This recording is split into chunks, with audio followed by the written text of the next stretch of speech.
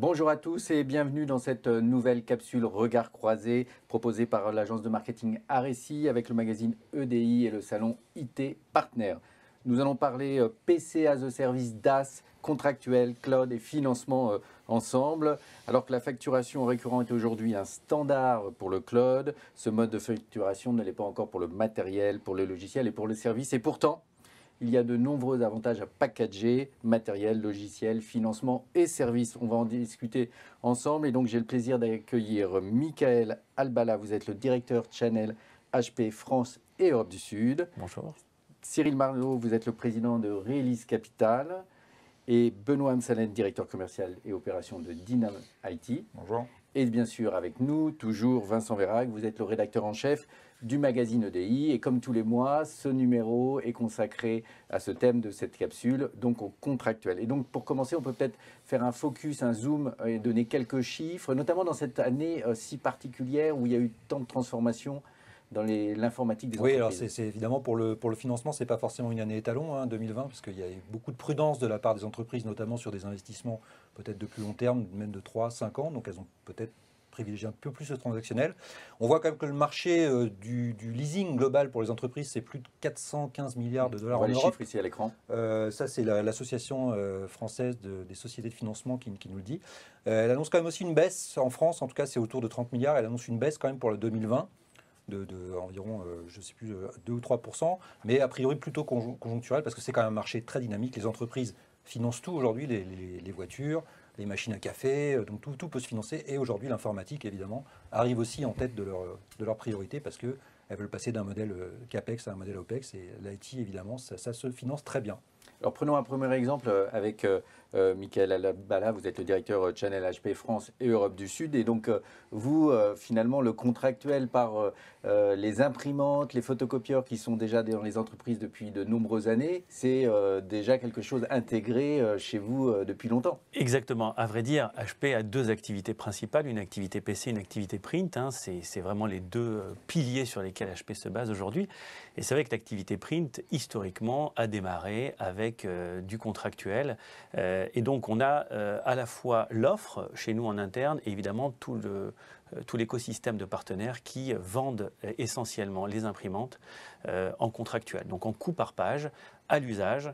Mais, et ça, je pense que c'est extrêmement important, cette tendance-là est venue évidemment sur le PC, puisqu'aujourd'hui, le pourcentage de revenus récurrents devient une des mesures de la bonne santé de nos partenaires. Et tous ont cet objectif de développer ce récurrent, tout simplement pour une raison très simple, c'est qu'un client récurrent dure en moyenne 12 ans à 12 ans et demi, contre 3 ans pour un client transactionnel. Donc, on a tous intérêt, collectivement, à essayer de favoriser ce mode de distribution. Et ça concerne quel type à la fois de clients? Est-ce que ce contractuel sur les PC, on va dire, c'est que pour les très grosses multinationales ou également pour les PME? Et ça concerne aussi quelle typologie de partenaires? Alors, l'ensemble des partenaires veulent y aller, mais la maturité des partenaires est vraiment très différente. Il y a des partenaires, je vous dis, pour les partenaires purement IT, ça va de 5%, à un peu moins de 5%, à plus de 55%. On a un partenaire qui est dans ce cas qui est exceptionnel, qui est dans la région lyonnaise, il se reconnaîtra. Mais sinon, la réalité, c'est que c'est pour toutes les entreprises. Mais de la même manière qu'aujourd'hui, les grandes entreprises ont commencé de temps en temps à vouloir travailler là-dessus, c'est-à-dire d'avoir une discussion orientée usage, il est vrai que les petites structures sont extrêmement intéressées. Pourquoi?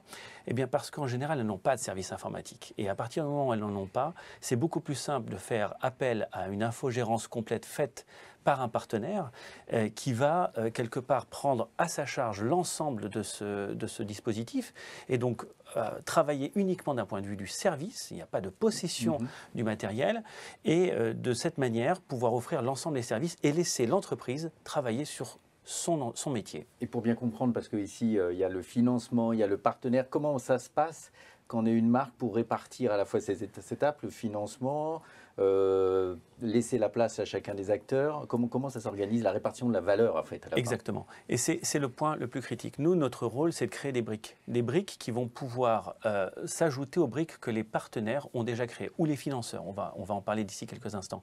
On a nos propres solutions, évidemment, quand les partenaires ou les clients n'ont pas ces briques-là, mais dans la majorité des cas, elles l'ont.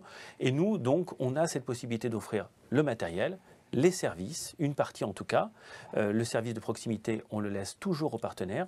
Et le financement, dans le cas où nos partenaires n'aient pas de solution de financement. Donc c'est là où effectivement le partenaire se tourne vers Realis Capital. Cyril Marleau, vous en êtes le président. Donc vous êtes au cœur de l'économie de la souscription aujourd'hui. Moi, je voudrais comprendre, on finance de la même manière le matériel qu'une acquisition cloud? On finance de la même manière avec les mêmes contrats. Cependant, il y a des règles à respecter en termes de pourcentage de services dans ces contrats d'abonnement de souscription. Ce que je voudrais savoir, c'est concrètement quelles sont les tendances aujourd'hui sur ce marché? Est-ce qu'on voit une vraie transformation d'un ancien modèle à un modèle où on a de la souscription, de l'abonnement? Il y a une vraie tendance et une vraie tendance vers le IaaS et le SaaS. Et donc, forcément, l'usage, le financement prend le pas aujourd'hui par rapport au financement, à l'acquisition classique.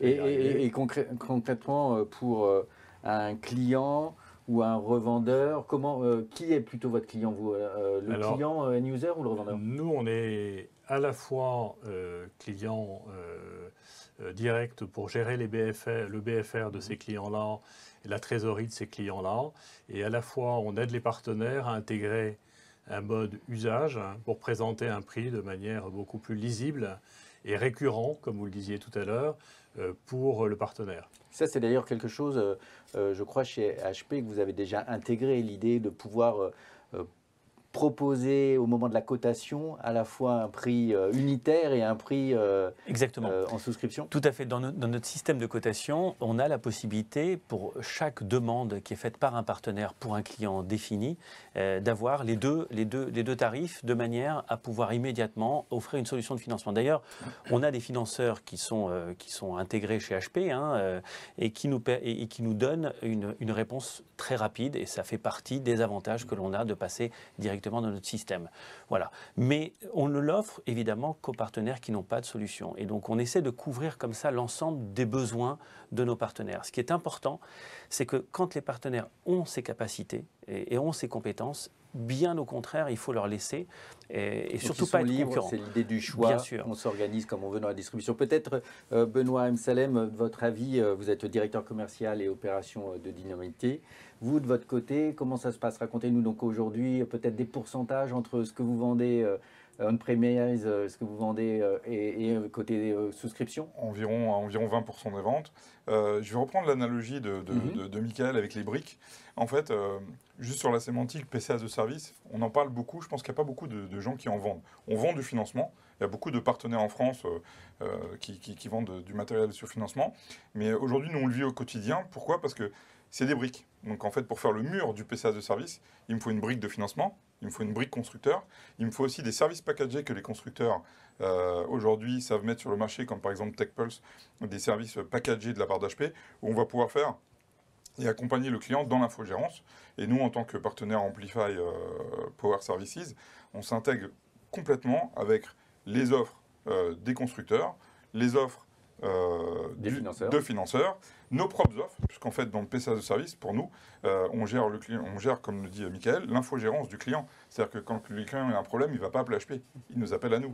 Donc en fait, on est le guichet unique, plus nos solutions logicielles de sauvegarde et de différents services que nous allons packager dedans. Si vous voulez, juste pour vous faire un résumé, nous, le PC as a service, on le vit aujourd'hui, mais sans le nom. Et demain, il va être nommé PC as a service, c'est-à-dire qu'on a un contrat d'achat de matériel, et puis dessus on va mettre un contrat d'extension de garantie d'HP, puis on va mettre peut-être un contrat TechPulse d'infogérance, et puis nous on va mettre un contrat de sauvegarde, un contrat d'hotline et un contrat de financement, et finalement vous avez plus des feuilles, vous avez votre gâteau millefeuille qui s'appelle PC as a service, ou votre mur avec toutes les briques pour répondre aux besoins du client. C'est une solution aussi pour gérer une des difficultés du financement, notamment des logiciels du cloud, c'est la valeur résiduelle qui n'existe pas sur ces produits, parce que c'est de l'immatériel. Alors, quand on finance c'est sans doute notre problématique principale, mais quand on finance du matériel, on a une valeur résiduelle sur le produit. Quand on finance du logiciel ou du service, par nature, on n'en a pas. Sauf si vous englobez tout ça dans 36 mois. Et en fin de compte, pour rien vous cacher, nous, on pense avoir trouvé une solution, j'espère, pour l'année prochaine. C'est que l'essor du PC as a service, surtout avec les périodes de Covid qu'on a vécues, on espère pouvoir faire du PC as a service sans engagement. Ça, monsieur à côté de moi, il va faire des grands yeux parce que pour le financement, c'est quelque chose qui est assez difficile à prévoir, mais on pense pouvoir y Qu'est-ce que vous en arriver. pensez, Cyril, peut-être vous pensez que c'est jouable, pas jouable? C'est trop ambitieux? Ben, le PC as a service sans financement, Sans engagement. sans engagement, c'est difficile parce que par définition, à un moment donné, il faut qu'il y ait une fin au contrat. Donc on ne peut pas financer, préfinancer quelque chose qui n'a pas de fin et sur lequel il n'y a pas un engagement contractuel. Donc ça me paraît difficile, mais ceci dit, bon, on en discutera ensemble et on verra comment on peut faire. Et surtout si le financeur possède le matériel. Là, ça devient une grosse problématique parce qu'il ne peut pas demander à un client d'arrêter son contrat si c'est le financeur qui possède le matériel. Alors c'est là où en réponse à monsieur tout à l'heure, je disais que en fait, l'offre PC as a Service, d'accord, c'est un mur avec des briques.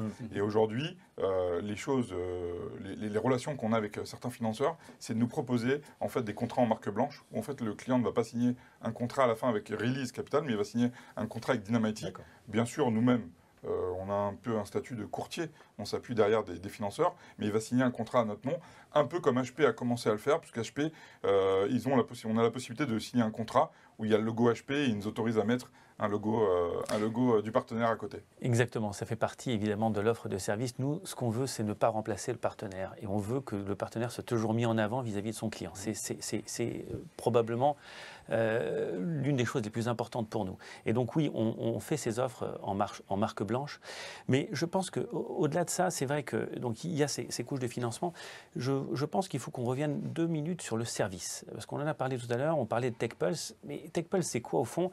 Et ça, je pense que c'est très important. Quand on parle de Device as a Service, on va devoir gérer la flotte de nos clients. Concrètement, oui, quand le PC a besoin de le réparer, intervenir, etc. Exactement. Et on a des outils, notamment l'outil TechPulse, qui est un outil d'analytique, c'est-à-dire qui va faire remonter toutes les informations qu'il y a sur les produits de nos clients. Et quelle que soit d'ailleurs la marque, hein, parce que c'est agnostique. Agnostique, c'est hétérogène, ça accepte de l'OS, des différents OS. L'intérêt, c'est évidemment d'avoir de l'information et de pouvoir derrière agir comme un prescripteur. Quand vous avez les datas, vous savez très bien que votre PC, il est surutilisé ou pas. Au contraire, lorsque vous voyez que le PC a pratiquement jamais été vraiment utilisé, vous pouvez prolonger le contrat d'1 ou 2 années. Quand vous voyez au contraire qu'un disque dur est saturé ou qu'un processeur est saturé, vous conseillez de le changer. Et puis aussi, toute la mise à jour des logiciels. Voilà aujourd'hui ce que font ces outils-là qui permettent proactivement d'intervenir sur la flotte de nos clients. Et pourquoi c'est très important ? Parce que si vous n'avez pas cet outil-là, vous ne pouvez pas vraiment manager une flotte et travailler en device as a service, c'est-à-dire une orientation purement usage.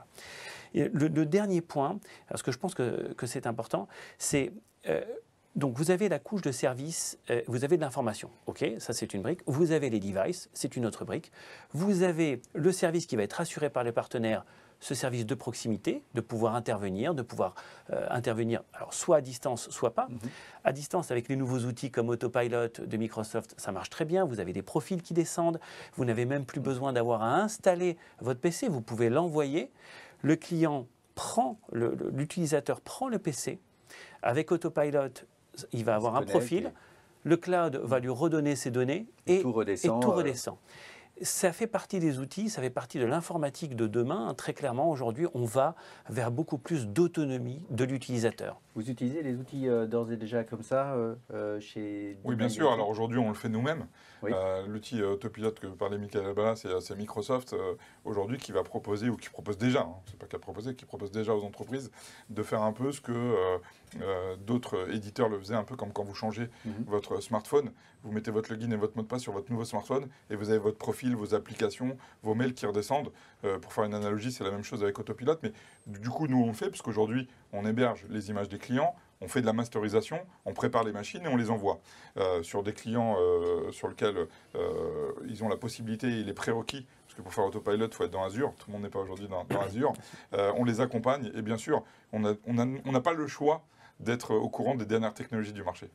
Merci. À noter aussi, donc, vous avez édité ou participé au guide EDI pour accompagner le partenaire vers cette transition et l'aider à financer, c'est ça ? Tout à fait. Pour accompagner et aider chacun à se repérer. Un dernier mot peut-être sur Amplify, le nouveau programme partenaire de HP qui donc pousse cette idée et accompagne lui aussi le partenaire? Exactement. Amplify, c'est un programme qui a trois principaux, disons, briques, trois principales briques. La première, c'est de regarder, bien évidemment, la performance de nos partenaires, qui reste toujours quelque chose d'important. Les compétences de nos partenaires, on est là pour rémunérer les investissements que nos partenaires ont faits. Et la collaboration, c'est l'échange de données. Vous voyez bien que tout ça fonctionne s'il y a un échange de données important. Voilà. Si vous comprenez encore mieux pourquoi on appelle ces capsules regard croisé, on voit encore mieux comment le channel, la distribution IT est encapsulée. Un dernier mot de Vincent. Il y a un point qui a été pas ou peu évoqué, j'en ai parlé tout à l'heure aussi, c'est le cycle vie des produits qui est extrêmement important et très bénéfique dans le cadre d'un système financier. C'est-à-dire que non seulement les clients, ils ont des configurations à jour, tous les 3, tous les 5 ans. Et en plus, les produits ont une deuxième vie. C'est aussi comme ça que notamment les financeurs gagnent aussi leur vie. Et c'est très bénéfique aussi pour le RSE et pour beaucoup d'aspects green.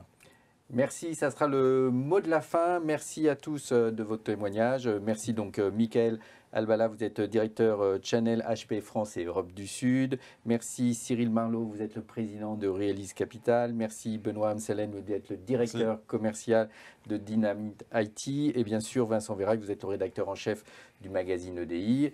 Comme tous les mois, rendez-vous dans le prochain numéro de l'EDI qui va arriver, ainsi que sur le site web, la newsletter. Je vous invite à vous abonner, vous recevrez toutes nos prochaines capsules vidéo. On vous donne aussi rendez-vous donc sur le salon IT Partner 29 et 30 septembre prochain. À noter également IT Partner Up, la nouvelle marque qui fédère l'ensemble des initiatives digitales du salon, qui tout au long de l'année va vous apporter une information riche en contenu.